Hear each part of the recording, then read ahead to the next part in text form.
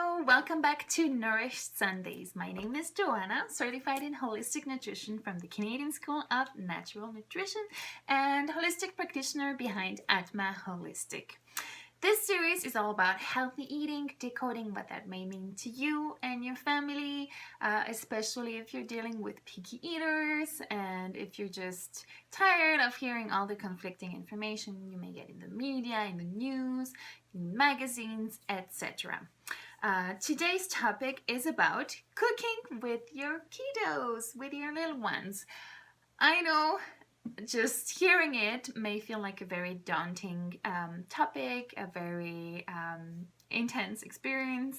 I've been there too. It's not always easy, but remember that by including your kids in the cooking process, there's many benefits, including providing them with lifelong skills that are going to be very important for them to maintain and thrive for healthy lifestyles, as well as independent living. Also, it's like it's very educational, because it teaches about textures, about measurements and things like that. So there's a lot of things to learn from it for kids, and besides, it's a nice bonding experience as well, a nice activity to do as a family. And oftentimes a child that is involved in the preparation and the cooking process is most likely to eat the food, right? So that's another win-win. But there is 4 things that I think are important to consider when doing it. So first of all, you have to be patient. So do it on a day or a time of the day where you're not in a rush, where you have plenty of time. You're in a more patient state, and that way it ensures things will go way smoother.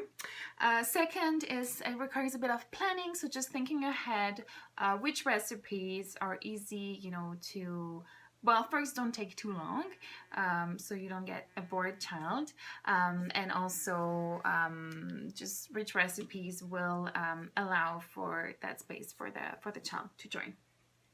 And third, I recommend that you get some smaller containers, so you get everything out when you start, so you don't have to look for stuff, because when you start the cooking, the baking, you want to be on top of your kids, right, to avoid big disasters. And if they happen, at least you're there. So and so just getting all the stuff out and having like a container per child, like so that they all have their own instruments, that's going to limit fighting and all sorts of issues, and they can themselves pour and have fun with the textures. And number 4 is to not underestimate your kids.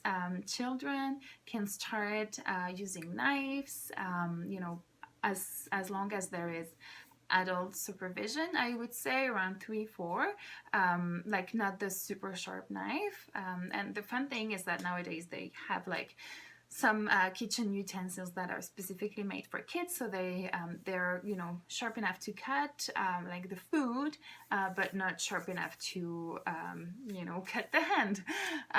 So those are amazing, but also just being with your child next to them and showing them the cutting process, all of it.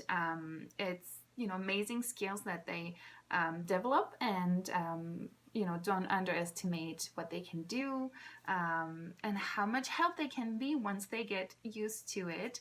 And as a parent, we have a lot on our plate, so having extra hands in the kitchen can be a huge benefit down the road. Thank you so much for watching. I'll see you next week, and in the meantime, eat well and be well. Salsa, baby.